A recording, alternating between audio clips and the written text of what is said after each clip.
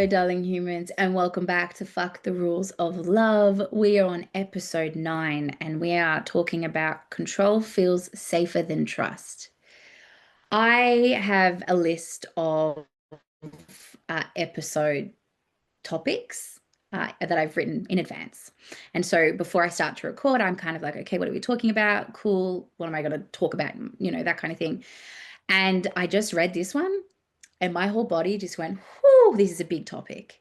This is going to be, it's going to be a big topic. Okay.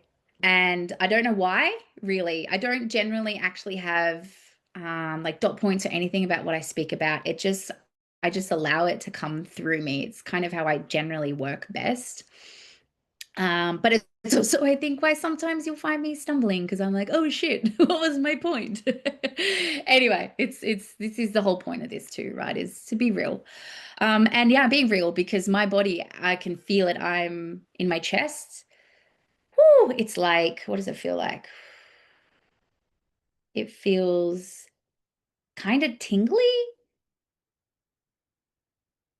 and like there's a gaping hole in my chest.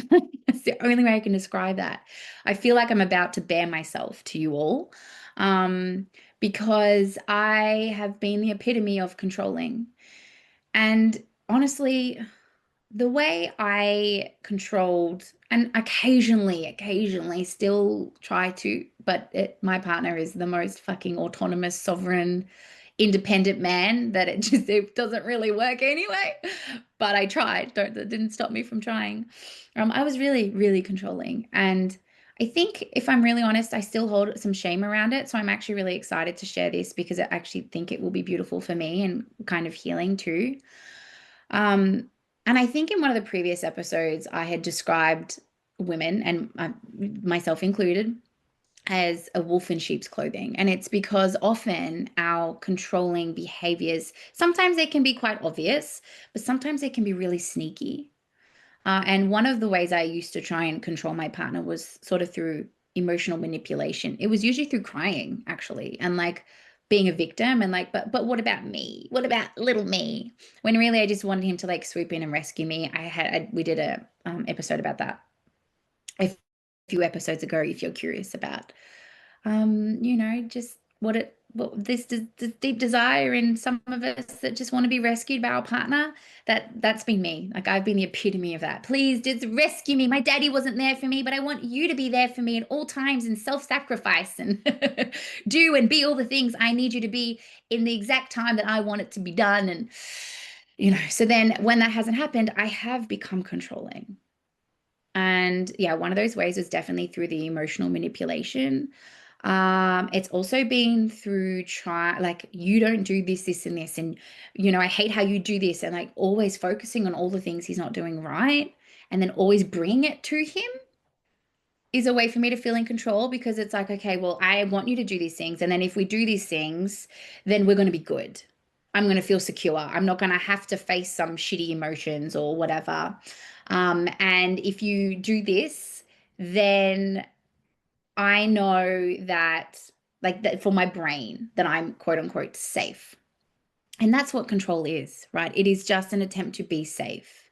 And I know that being a controlling woman has a lot of negative conditioning around it. Okay, I'm really acutely aware of that. And I generally don't like to use the words like you are controlling. I will say that you are trying to feel in control. It just, and that's more real, okay? It's not coming from a place of nastiness. It is coming from a place of self-preservation. It might logically be really silly, but logic doesn't, that's not in the driver's seat, okay? It's just not. Your trauma, your body, your nervous system, that takes the wheel more often than not, especially if we are in a state of dysregulation. That logic goes out the window. It's like little us is in the driver's seat and like, oh, please, I'm really shit scared that you're gonna abandon me like my daddy did, or you're gonna reject me like, I don't know, my friend did in school and they bullied me. And now, it's like we're just reliving our past in as adults, our childhood as adults. And one of the ways that we try to not experience that again is by being in control. Now, this is not something that is really easy to change. And I don't say that to make you feel disheartened. I say that because it's true. Because whilst you are feeling unsafe, you are going to cling for control in so many ways. One of those ways is also overthinking. That's a way of feeling in control. If I can anticipate worst case scenario, I am not going to feel crappy. I'm not going to feel embarrassed, rejected, whatever it is. But that's just not how life works, all right?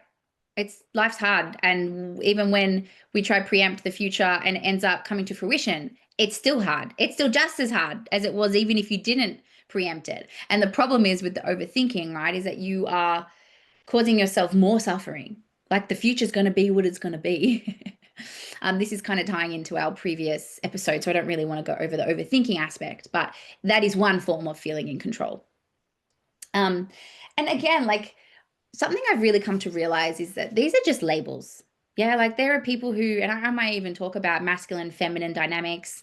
Um, and if you want to talk about unintegrated, integrated, light, dark, feminine, masculine, but they're all just words. They're all just words for your brain to have context and understanding. And I see a lot of overlap with certain things too, like overthinking is control, and and overthinking is a way to keep us safe, and it's also a way to keep us from experiencing crappy things, and it's also a way that so we don't end up repeating the same patterns and blah blah blah. And it's like it's all just so interwoven, and I am just one of many people trying to put words to things that hopefully will land for you. But this controlling aspect, which I feel like I keep somehow avoiding, it's I never, ever, ever, ever wanted to be perceived as a controlling partner. And so instead, another way I would feel in control is to try and mold myself or perform, here's a good way to put it, into somebody that I thought would be perceived as someone just really cool, or like, so let me give you an example with my ex. I don't know if I've actually shared any of it on here, but he cheated on me on and off for almost 8 years. Yeah. And when he would catch up with mates, I wanted to be the cool girlfriend.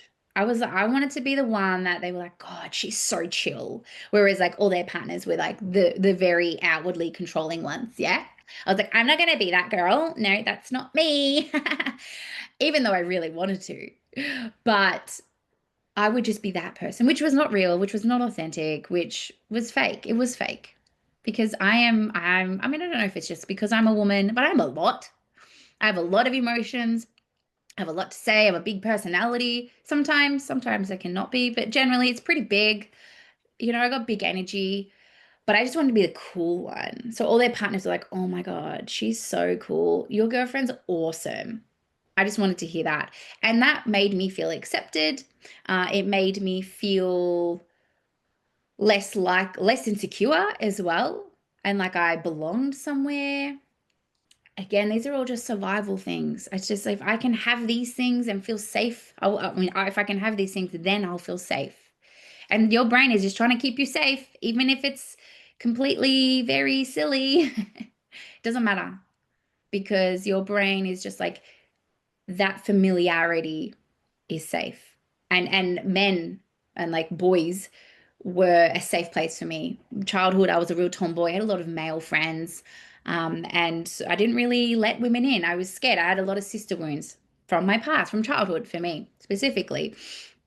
And so, yeah, I really just hung out with the guys and I was one of them, but would mold myself. And this is another way of feeling in control. Even the way I looked, I would mold myself to look the way I thought my partner would be less likely to cheat on or find more attractive. And even if it wasn't what I really wanted. And the irony of this too is one of the things I used to do was actually color my hair bright colors. And I'm back to pink. If you're watching this on YouTube, I have pink hair again. It's like a fairy floss sort of palish pink. And I used to be this color actually when I met my now partner, James. And then I dyed it and I went kind of more normal colors. And it was a way for me to feel seen.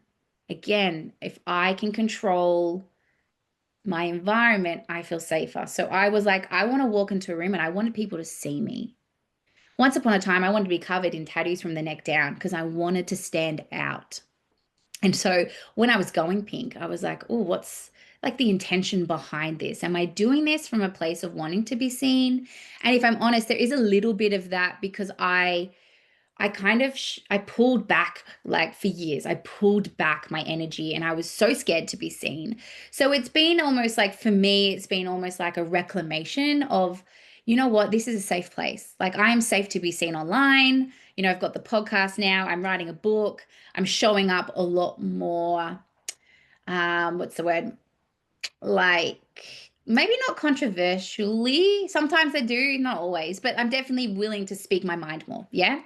And so, yeah, it was kind of like, why am I doing this? But again, I have the forethought to have that curiosity and to get very real with myself. So there was a little bit of like, yes, I want to be seen. And I really hope James loves it because he loved me with pink hair. But I also realized that I feel so me with pink hair, and that feels real. It feels authentic. And that's what we want. We want authenticity. Anyway, I went on to a little tangent there. But control can show up in so many fucking ways. So many. I mean, a lot of our behaviors are just ways for us to feel in control. But it becomes a real concern when one, it's not real. Like again, if you're trying to be somebody else, morph yourself, it's like peer pressure. People, we might not want to do it, but we cave to it. It's like, well, then I can control their perception of me and I'm going to be more likely to be accepted. Control, control. It's everywhere. It is interwoven into so many behaviors. And then it can also be very, like a very outward controlling behavior of others. And that's when that's also really detrimental, of course. I think that's a lot more obvious, but it's all, you know, just as the quiet control is, the big control is as well. It's just as detrimental because when we're trying to control somebody else, for example, they're going to push back. It's going to create a divide between you because they're like, hey, what the heck? Especially if they've done literally nothing wrong and you're trying to, I don't know, say that they can't go out or I don't know. There are so many examples that I really, this is one thing I really struggle with is like coming up with examples from the top of my head. Maybe I should get a list of examples before I start these podcasts. But also I just trust that like it's gonna land the way it needs to land for you guys.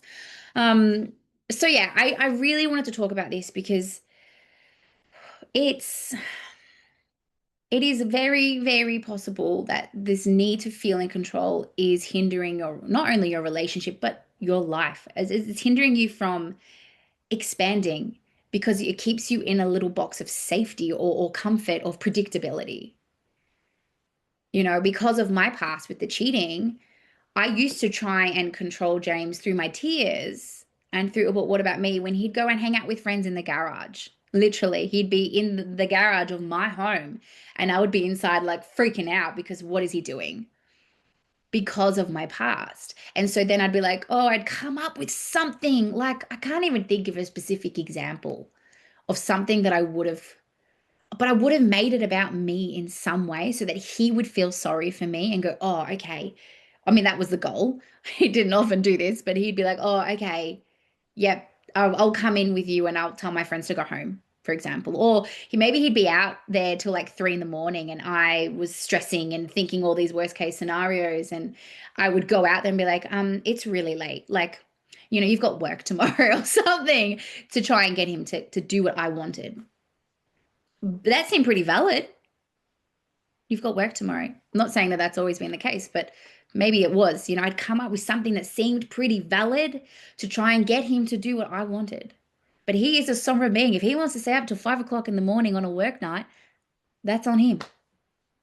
That is on him. He's a grown ass man who can make grown ass decisions. Does that mean that I couldn't have been like, hey, babe, you know, it's 3 a.m. Did you realize it's 3 a.m.? Just letting you know, because he can lose track of time, but it didn't come. That was not the intention. it was from a place of control versus like, hey, I'm just thoughtful, love you. Hey, it was always like, no, come do what I want. Come to bed now because I'm feeling unsafe.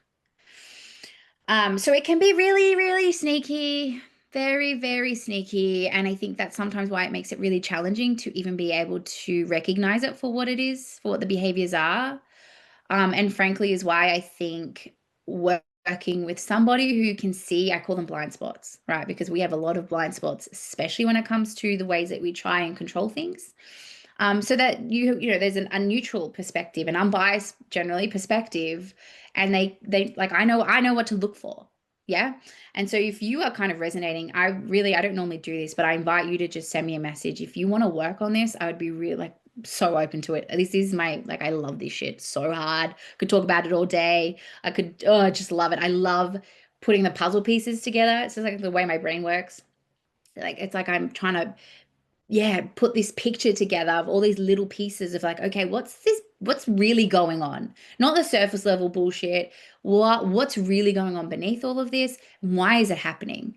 Because if we can get to the core like driving force of why you do this and we can change that, you're gonna have way greater results. It's going to be lasting results too, not this superficial, oh, it looks pretty on the surface, but still I'm still pretending. Still, I'm controlling, but maybe it looks less controlling of others. I mean, that's not to say you're going to be perfect anyway, but from my philosophy is like, I want to be a better person than I was yesterday, and sometimes the way I can do that is by having the right kind of support. Anyway, I think that kind of wraps it up for today. I have a feeling I will come back to this kind of topic in time. And again, like a lot of these episodes, you'll find that they're all kind of interwoven and linked anyway. And control is it's a big topic, I feel, because it's got, like I said, that like negative connotation attached to it. But I just want to bring a different perspective. And whilst I would say I was a controlling person, I can also see it for what it is, self-protection. That's all it really is. I have just little me has had lived a life that, didn't feel very safe. And she's been in the driver's seat for a very long time and has I've had more life experiences that has just exacerbated those fears and those traumas. And so now I'm just trying to undo that in a way that is creating a new version of safety in my nervous system. Like I'm reparenting myself so that I don't feel the need to control my partner and I don't feel anxious because he's out with mates or, whatever it might be. Because that kind of that doesn't feel good, obviously, but also it is damaging to a relationship, especially if we start to allow the controlling tendencies or behaviors to rule us. And that's what happened to me for a very long time. They controlled me, they ruled me. And we need to start by bringing that awareness first so that we can make some new changes. Thank you so much for being here. As always, if you liked this, please subscribe so you can get all of the episode drops. And if you want to review it, I'd be immensely grateful.